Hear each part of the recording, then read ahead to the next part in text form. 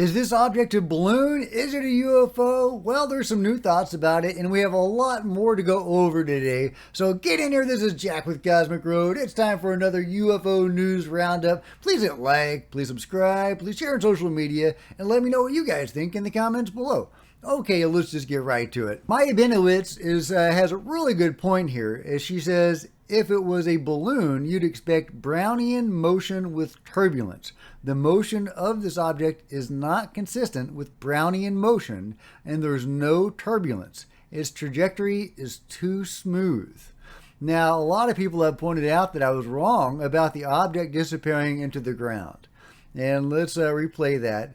And you can see it. I think they have a good point. I think there's some, it's kind of hard to tell, honestly. I still have a hard time seeing that. There's something there. Let's see if there's, yeah, maybe right there, possibly. It's really, really hard to tell. But I think there is something there. So yeah, I'm willing to acknowledge it totally could have just gone behind that ridge. I think that's likely. I think that is very likely. So I was premature at my boom. There's a UFO, but maybe not so fast, because I don't think this thing is performing like a balloon. Balloons don't sink to the ground and then rise back up again. They sink to the ground because they're out of gas. And they don't rise back up and then go for a long way. And that's exactly what this guy does. So I'm still thinking this is a very likely candidate for a true anomalous object. Look how it just changes directions. Yeah, it's, according to that person, it's not conforming to Brownian physics, whatever that is. If you guys know what that is, let me know in the comments below. But I am, could that be a drone possibly? Is it possible that thing could be a drone? Yeah, maybe. I mean, it doesn't behave like a drone, but I'm not a drone operator. I don't know. Some people have said, well, maybe it's a government drone looking for illegal immigrants or something like that. I guess anything is possible. I'm not seeing that, but it could just be the low resolution of this camera. What do you guys think?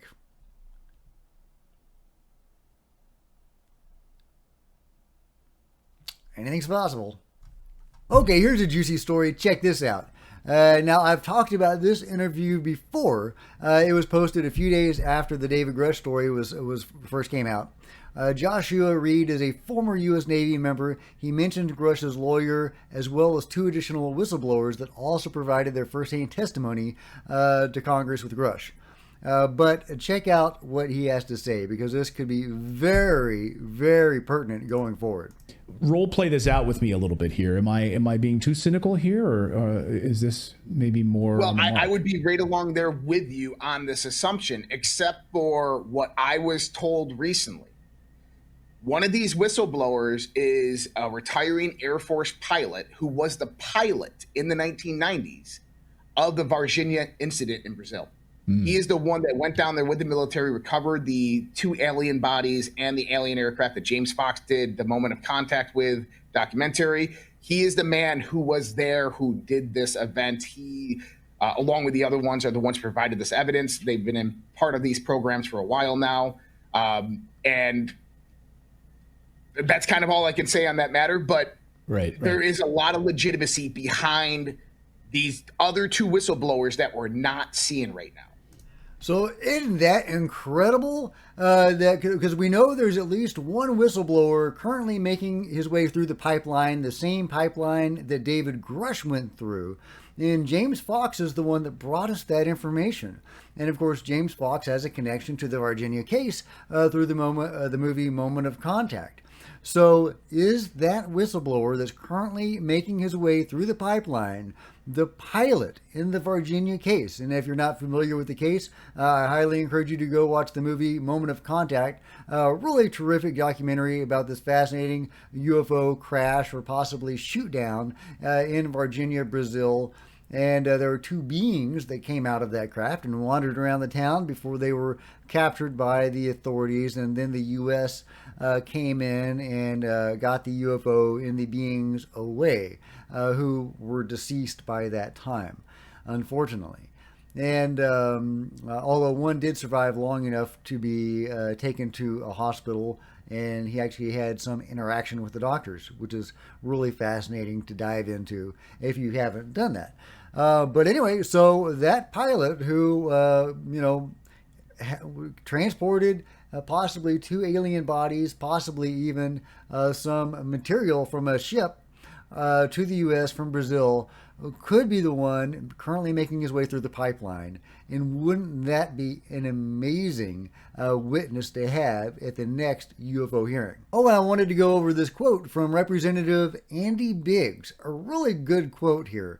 The lack of transparency surrounding UAP has eroded public trust in the institutions that are meant to serve and protect the American people, right? I mean, amen, brother. Our witnesses, all former military leaders with direct encounters with UAPs or service on the Pentagon's UAP task force, discussed the consequences of the lack of transparency regarding UAPs. Federal agencies have poor or non-functioning internal reporting processes for military and commercial air pilots who encounter UAPs. The pilots who have reported UAP encounters have faced severe retaliation that damaged both their professional careers and their personal lives. The subcommittee members and I called for a more streamlined reporting process to reestablish trust in the agencies meant to protect Americans. But I think this quote from him, the lack of transparency has eroded public trust in the institutions that are meant to serve and protect the American people.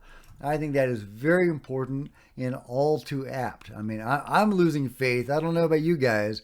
I mean, you see a good person like Tim Burchett fighting uphill to get things done, battling the swamp to get there. And, and you see the swamp siding with the cover-up and the control group that has done some shady stuff. I mean, they have and are probably still doing some really dark stuff. And, for the government swamp to side with them against the American people definitely is eroding my trust. So this is a call to the government, guys. Become more transparent and more honest with the American people because people are going to lose faith. Meanwhile, what the heck is that thing? What in the world is that thing? I mean, is that CGI? Is that a hoax? Totally possible. Totally possible. But I thought that was weird enough to bring to your attention. It's in Peru where a lot of stuff is going down. We know there's some real funky stuff going down in Peru. And then along comes this video. What? It's got like a tail maybe? No? Is that just the tree behind it? What is that thing? Let's freeze frame.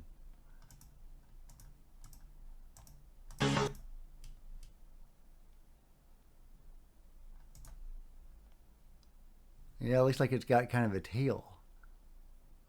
I don't know, guys. Let me know your thoughts in the comments below. Speaking of cool stuff, this isn't UFO related, but it's really neat. Bioluminescence in the rain. Check it out. Check it out. Isn't that neat? It's just a few seconds long, but that is gorgeous. Wow. Well, nature is beautiful. Here's another video from the UFO release from the Border Patrol. This one's been out for a while, but this is the first time that it's ever been officially acknowledged.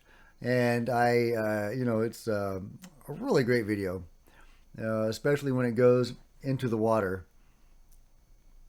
We might just want to skip to that. Yeah, look at that. Is that a dragon? Is that a dragon? You know, the sort that Dr. Robert Shipe has discovered.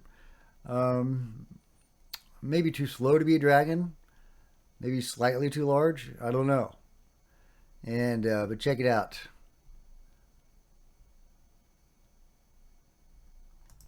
Okay, here we go. Here's it's about to go into the water. And this is really cool.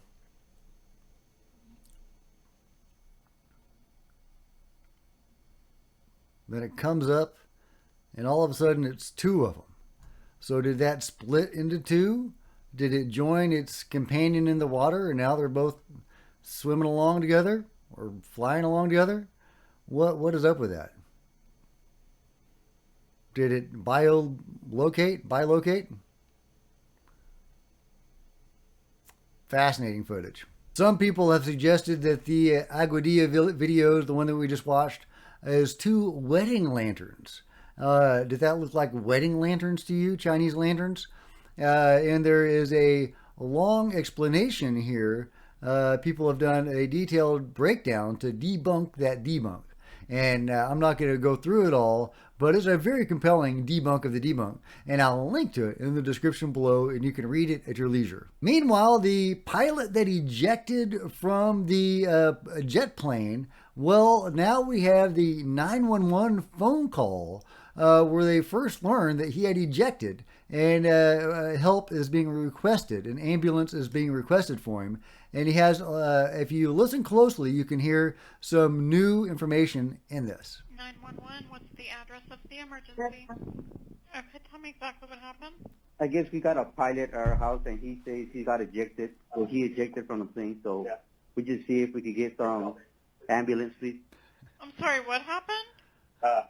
We got a pilot in the house, and I guess he landed in my backyard, and we were trying to see if we could get a ambulance to the house, please. Okay, so like, how, okay, what is the phone number that you're calling from?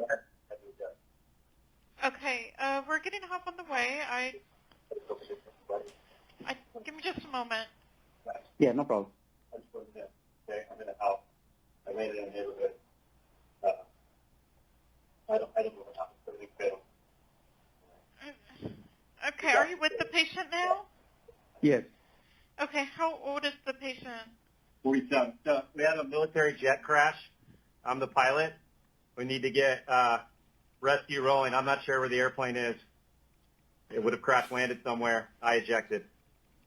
Okay, how far did he fall? I was at 2,000 feet. Okay, and what caused the fall? An aircraft failure. Okay. Okay, is there any serious bleeding? I don't know. I can't see myself. No, you look fine. You just couple scratches. What did the other person say? I feel okay. My back just hurts. Okay. Has there been a report of an airplane crash? I have not seen any come up yet. Okay, what part of the body was injured? Ma'am, I'm a pilot in a military aircraft, and I ejected. So I just rode a parachute down to the ground. Can you please send an ambulance? Yes, sir. I've already told you they're on their way. I'm just required to ask these questions while they're en route. So there you go. He had some sort of shutdown of his ship, which caused him to eject. Now, why did it shut down? Was this a mechanical failure? Was this UAP related? Often UFOs will interfere with electrical devices, and sometimes they will deliberately shut off certain systems in jets, particularly their weapon systems, if the jet is sent out to shoot at them, which, makes sense. If I had the capability of shutting off somebody's gun if they're trying to shoot at me, I probably would. But I have not heard of anybody of a UFO shutting down an entire plane before. However, that's not to say they have not retaliated harshly, even killed people that have fired on them. There are many reports of that. Anyway, we don't really know what to make of this case. At least I don't. Do you think this is UFO related? I would love more information on this case. Meanwhile, Ryan Bledsoe is tweeting this UFO Skywatch that they had. Ryan Bledsoe, the son of Chris Bledsoe. They get such amazing UFOs there. I would love to go there someday. Look at that. Look at that. Okay, they got a UFO. But check it out in a second.